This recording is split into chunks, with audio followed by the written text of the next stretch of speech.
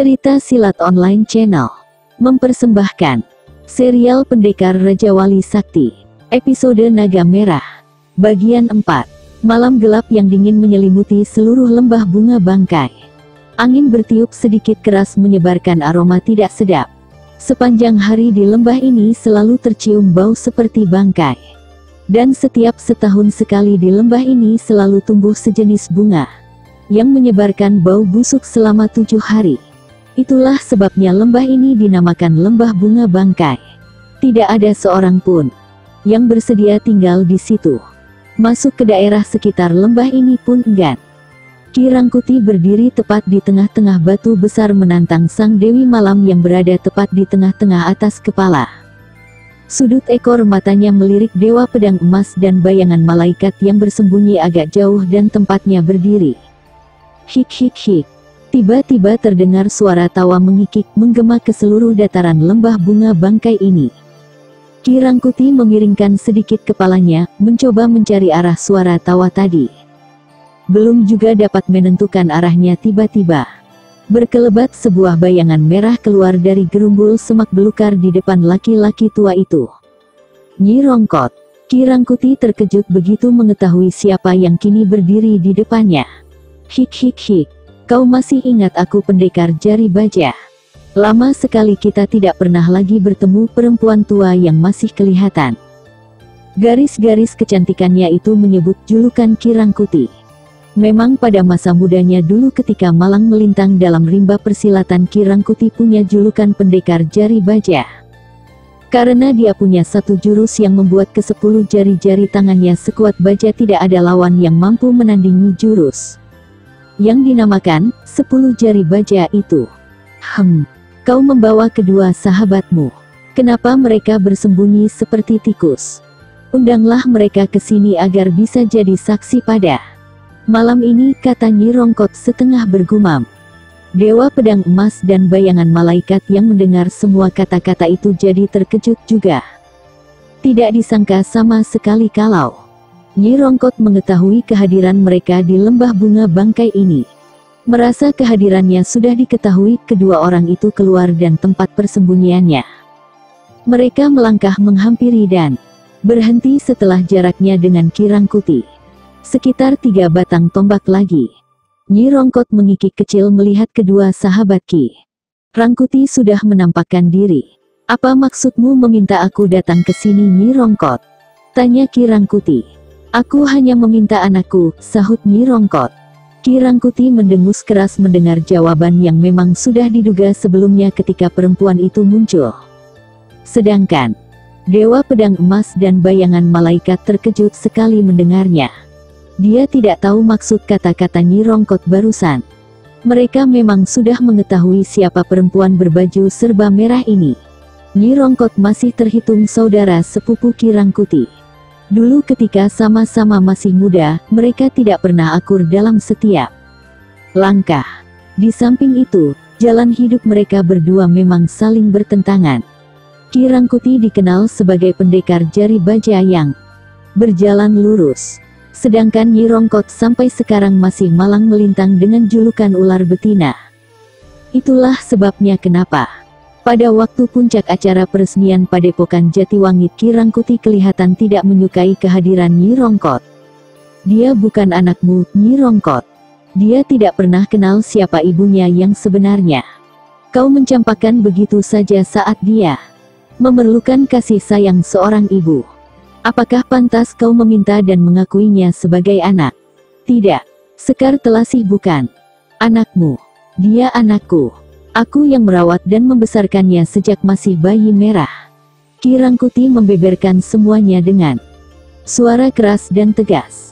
Aku hanya menitipkan Sekar Telasih padamu, bukan untuk mengakuinya sebagai anak. Dengus Nyi Rongkot alias ular betina. Apapun namanya, kau telah membuang anakmu sendiri. Darah dagingmu. Sentak Ki Rangkuti gusar. Rangkuti, suka atau tidak kau harus mengembalikan anakku. Geram Nyi Rongkot. Tidak. Nyi Rongkot menggeram marah.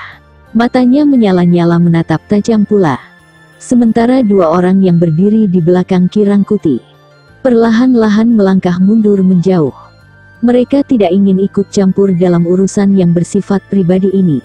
Dewa Pedang Emas menggeser kakinya mendekati bayangan malaikat. Sepasang bola matanya tetap terarah pada Nyi Rongkot yang berdiri tegak di depan Ki Rangkuti.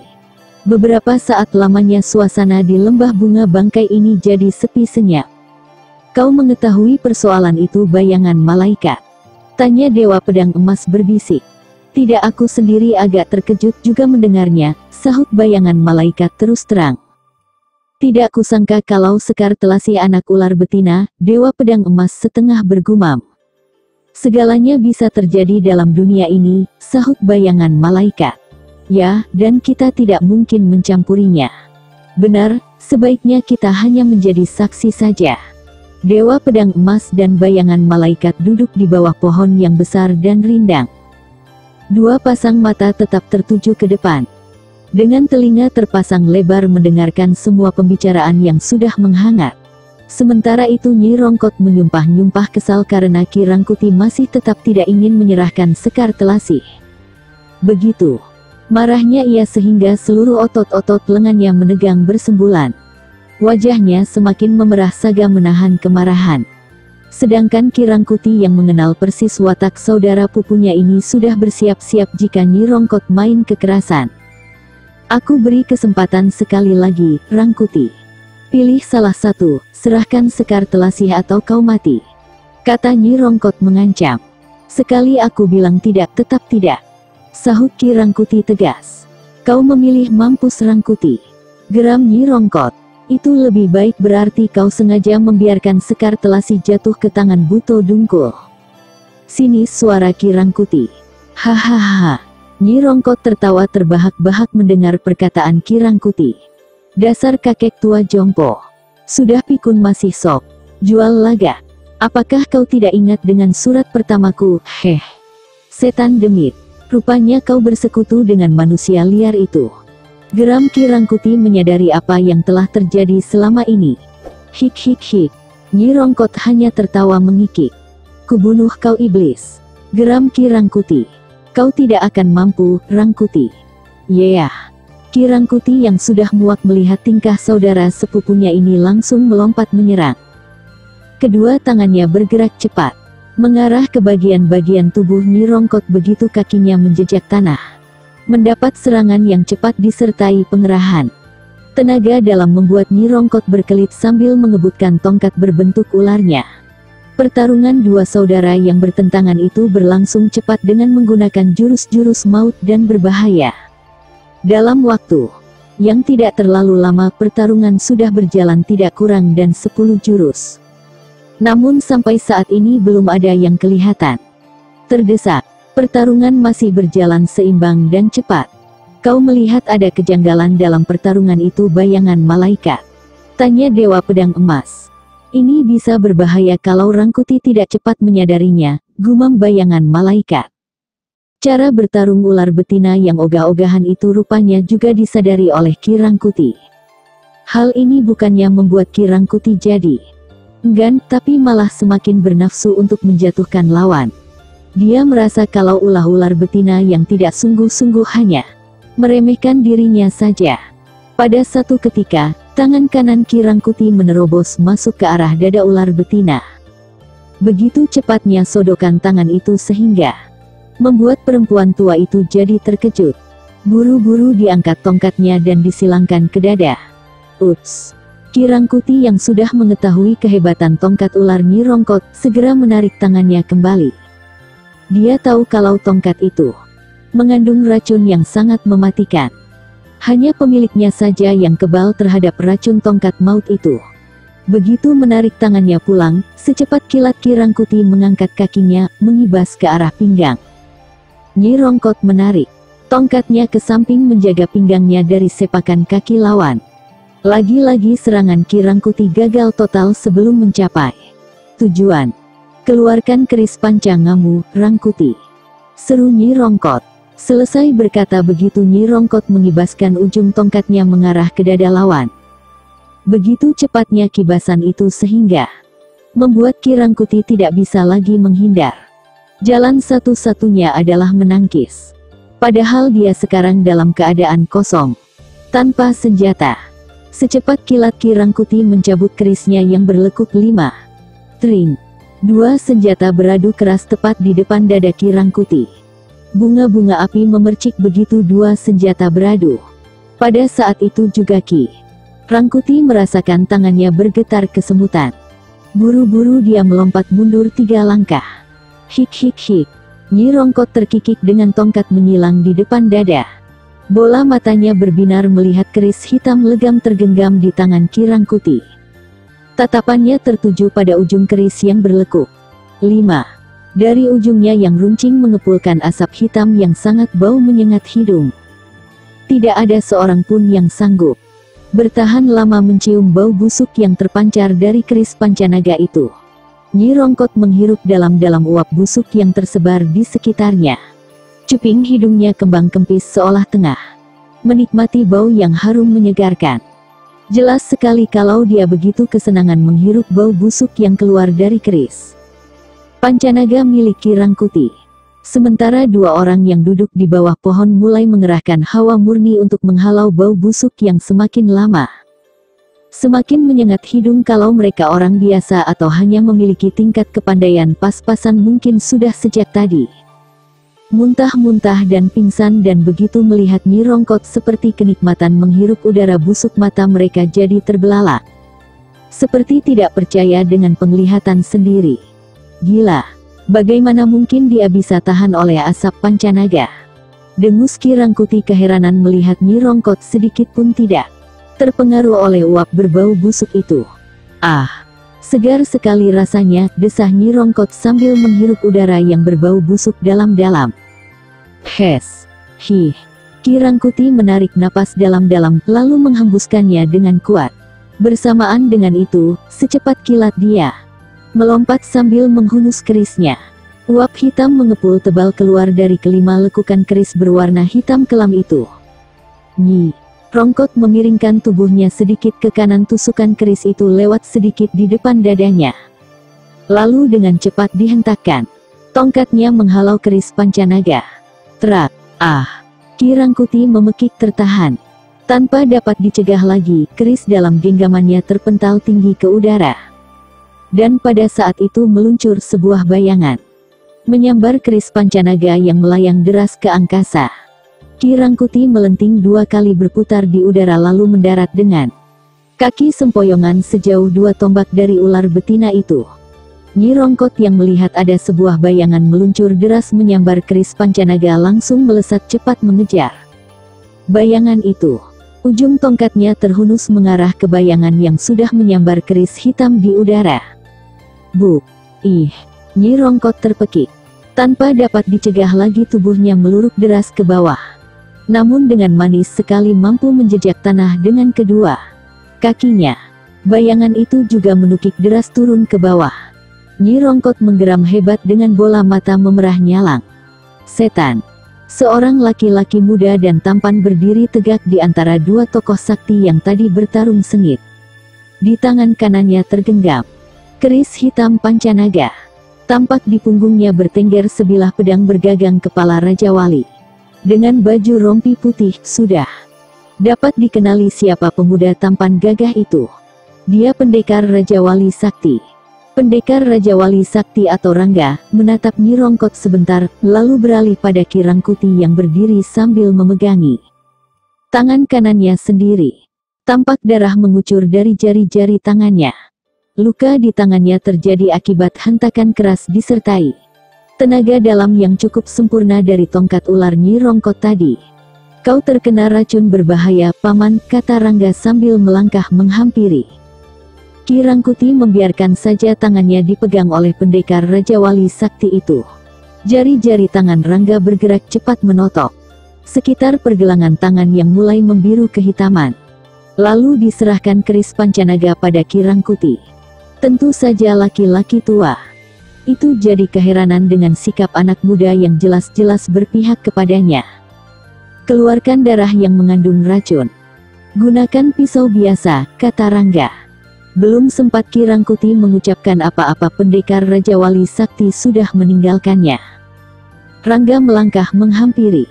Nyi Rongkot yang menyumpah-nyumpah karena serangannya gagal akibat campur tangan anak muda yang kini sudah berdiri di depannya. Setan belang, minggir. Jangan coba-coba campuri urusanku. Bentak Nyi Rongkot geram. Aku tidak akan mencampuri urusanmu kalau kau tidak berlaku kejam, sahut Rangga kalem. Buka matamu lebar-lebar, bocah. Siapa di antara aku dan dia yang paling kejam?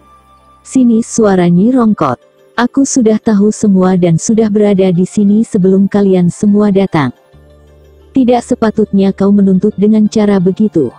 Pertumpahan darah bukan penyelesaian yang terbaik, tenang sekali Rangga berkata.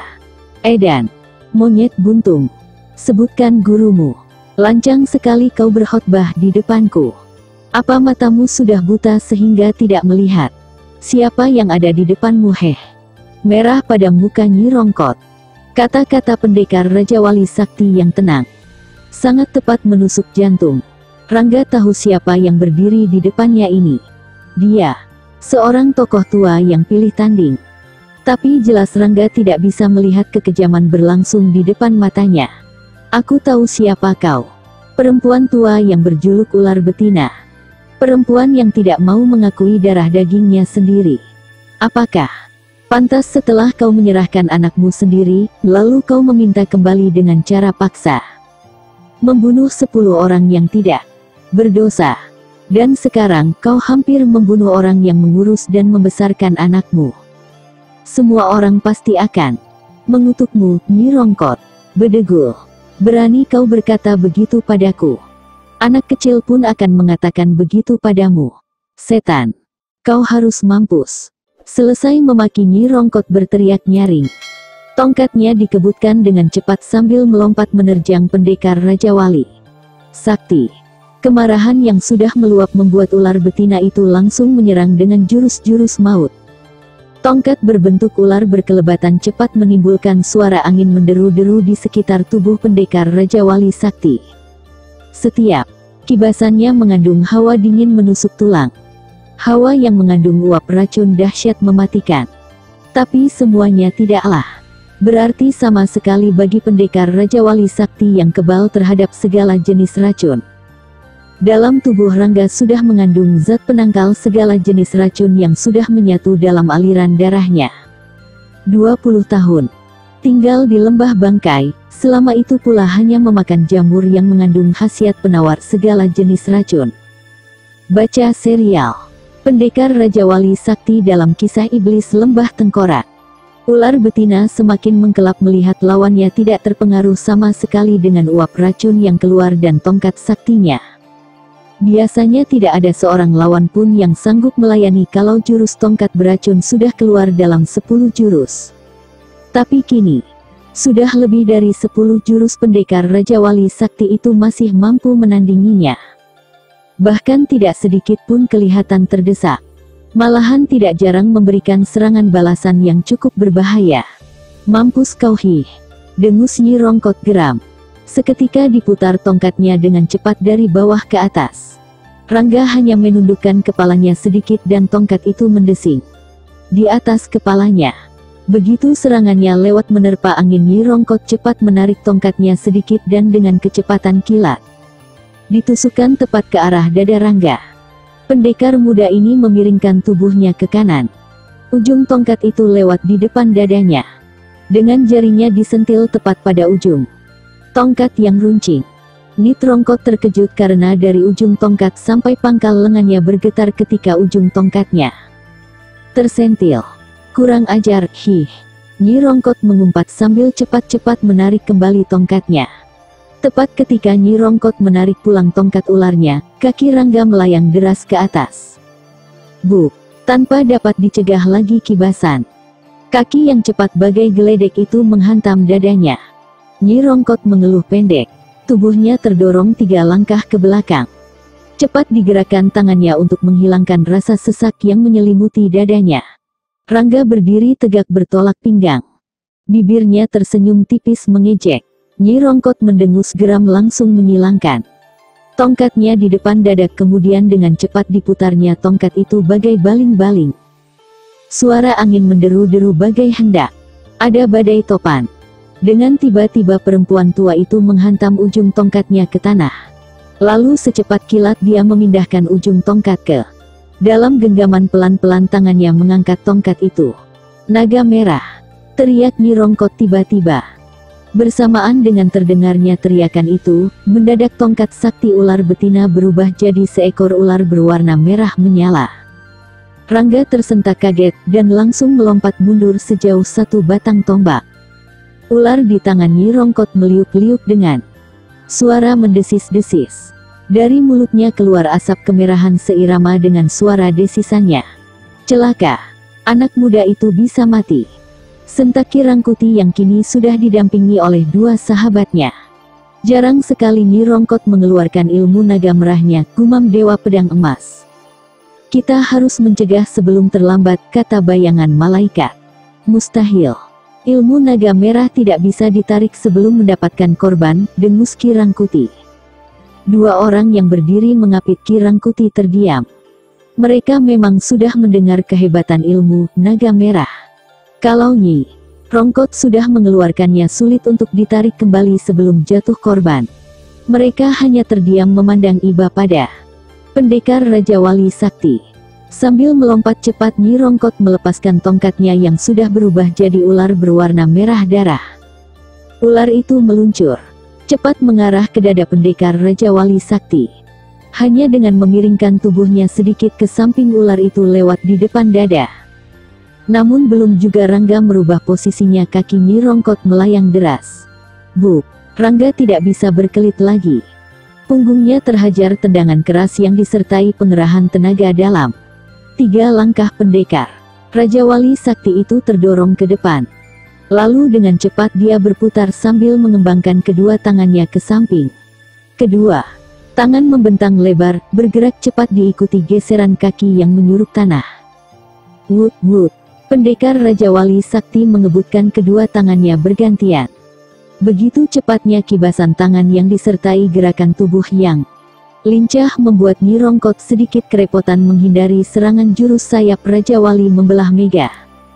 Pada saat perempuan tua itu kerepotan menghindar kibasan tangan pendekar Raja Wali Sakti, tiba-tiba mulutnya mendesis bagai ular. Dan tiba-tiba saja berkelebat sebuah bayangan merah panjang ke arah pendekar Raja Wali Sakti. Ular yang meliuk-liuk melayang bagai kilat, langsung menyambar tubuh Rangga. Serangan yang datang tiba-tiba tanpa diduga itu menyebabkan pendekar Raja Wali Sakti sedikit terperangah. Buru-buru dimiringkan tubuhnya sambil mengibaskan tangan kanannya.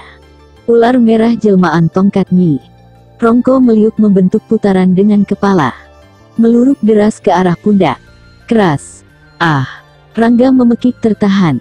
Pundak sebelah kiri tak dapat lagi dilindungi. Ular merah itu berhasil menancapkan giginya dan merobek pundak pendekar Raja Wali Sakti. Darah segar langsung mengucur deras. Rangga segera menghantam tubuh ular itu. Tapi gerakan yang selalu meliuk-liuk membuat hantamannya hanya mengenai angin kosong. Hiaa! Mendadak ular betina berteriak nyaring. Bagai anak panah lepas dari busurnya, tubuhnya meluncur deras dengan kedua telapak tangan. Terbuka. Rangga yang sibuk oleh serangan ular merah terkejut melihat 2 telapak tangan berwarna merah meluncur deras ke arahnya. Buru-buru dia melompat ke udara, namun gerakannya terhambat karena ular merah kembali menyerang dari atas kepala Rangga. Mengibaskan tangan kirinya ke atas, sehingga pertahanan dadanya jadi terbuka lebar. Buk! Ah! Tubuh pendekar Raja Wali Sakti terlontar sejauh 2 batang tombak ke belakang. Kedua telapak tangan Nyi Rongkot yang mengerahkan ilmu naga merah berhasil bersarang telak di dada pendekar Raja Wali Sakti. Deras sekali tubuh Rangga meluncur dan terbanting ke tanah. 2 tapak tangan berwarna merah tergambar di dada. Rangga memuntahkan darah kental kehitaman dari mulutnya ketika telah mampu bangun.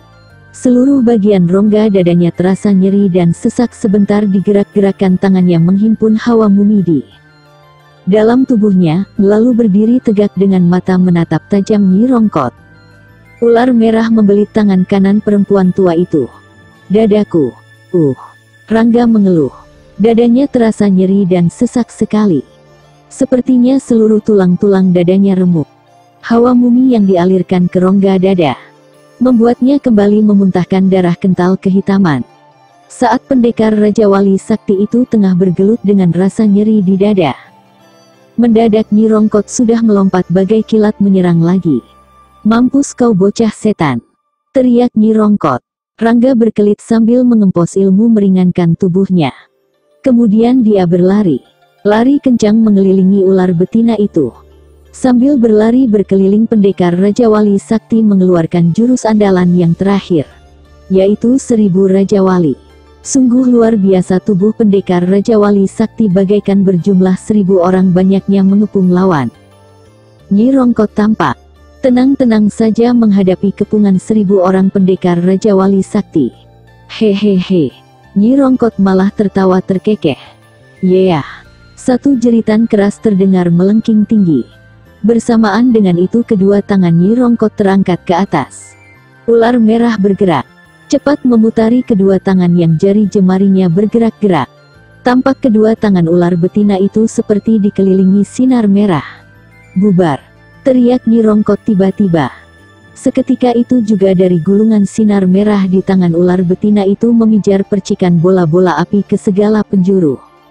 Bola-bola api itu langsung menghantam satu persatu tubuh dari pecahan pendekar Raja Wali Sakti. Satu persatu bayangan tubuh itu lenyap dengan cepat. Dan akhirnya tinggal satu saja yang tinggal. "Bedebah!" dengus Rangga geram. "Hehehe, ilmu andalan apa yang bisa kau keluarkan bocah setan?" ejek Nyi Rongkot terkekeh. "Lihat ini, iblis betina!" rungut Rangga. Sret! Seketika itu juga tangan kanan pendekar Raja Wali Sakti menarik pedang pusaka dari warangkanya. Sinar biru menyilaukan membias, menerangi sekitarnya. Nyi Rongkot mundur 2 langkah ke belakang ketika melihat pamor pedang Raja Wali Sakti. "Rasakan pedang Raja Wali Sakti, iblis betina!" teriak Rangga keras. "Yeah!" Rangga menerjang bagai kilat sambil mengayun-ayunkan pedang pusakanya. Sinar biru menyilaukan berkelebat cepat mengurung tubuh ular betina. Pertarungan dua tokoh sakti kembali berlangsung cepat dan berbahaya. Masing-masing telah mengeluarkan ilmu andalannya yang paling dahsyat. Sinar merah berkilau berkelebat menjadi satu saling sambar. Tubuh kedua tokoh sakti itu bagai lenyap ditelan 2 sinar yang berkelebat. Cepat sinar biru yang memancar dari pedang Raja Wali Sakti, semakin lama semakin berkilau menyilaukan mata. Tampak mata Nyi Rongkot mulai berair terkena pancaran sinar pedang Raja Wali Sakti, pandangannya menjadi buram tak mampu melihat jelas. Sekuat tenaga dia berusaha mengimbangi ilmu pedang Raja Wali Sakti. Kejadian yang hampir sama juga dialami oleh pendekar Raja Wali Sakti. Sinar merah ilmu, naga merah menyakitkan matanya. Pada suatu saat tiba-tiba ular betina berteriak nyaring. Kemudian tubuhnya melambung tinggi ke udara. Pendekar Raja Wali Sakti ikut melayang deras mengejar. Ular betina melepaskan ular merah jelmaan tongkat saktinya. Ular itu meluncur deras ke arah Rangga. Wut! Pendekar Raja Wali Sakti mengebutkan pedangnya membabat kepala ular yang menganga lebar. Namun sabetan pedang itu hanya menyambar angin dengan lincah sekali. Ular merah meliukkan tubuhnya menghindari babatan pedang Raja Wali Sakti. Pada saat yang bersamaan kaki Nyi Rongkot terangkat dan buk! Ah! Pendekar Raja Wali Sakti memekik tertahan. Tubuhnya langsung meluruk deras ke bawah. Hiya! Nyi Rongkot mengejar sambil mendorong kedua tangannya ke depan. Ah! Rangga berteriak nyaring.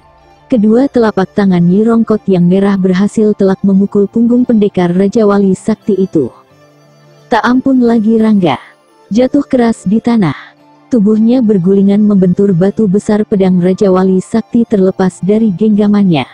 Bagian dada dan punggung tergambar sepasang telapak tangan berwarna merah menyala. Manis sekali ular betina mendarat di tanah. Kedua tangannya segera terangkat tinggi-tinggi. Sinar merah menyala dan kedua telapak tangannya lalu dengan cepat mengebut ke depan. 2 bias sinar merah meluncur deras ke arah pendekar Raja Wali Sakti yang masih menggeletak di tanah.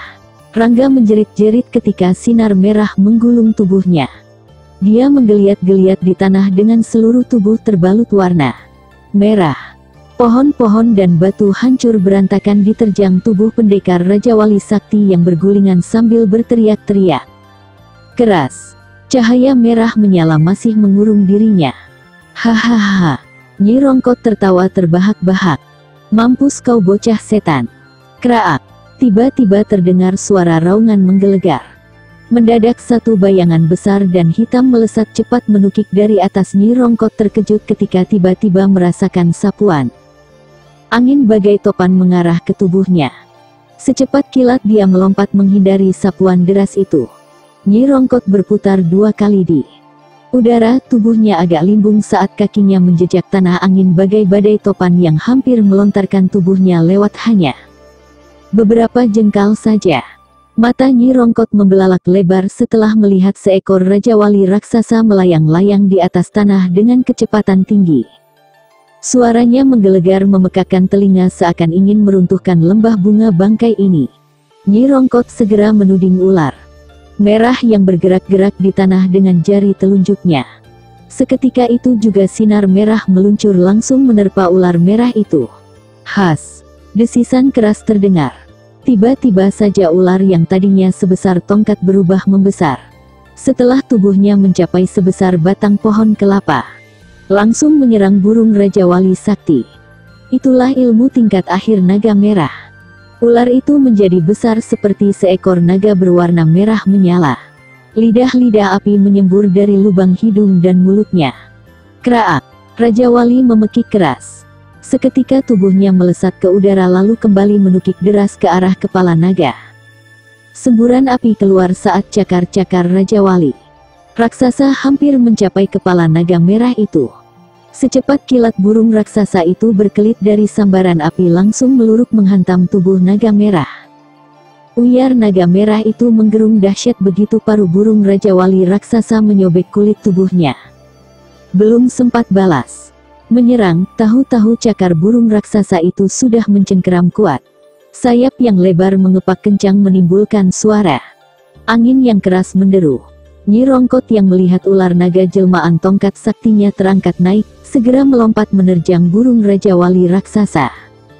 Kedua tangannya yang berwarna merah didorong ke depan. Secercah sinar merah meluncur deras ke arah burung raksasa itu. Tepat pada saat itu, burung Raja Wali itu melemparkan ular naga yang sebesar batang pohon kelapa ke arah Nyi Rongkot. Cepat sekali dia menukik turun sehingga sinar merah yang dilepaskan Nyi Rongkot tidak mengenai sasaran.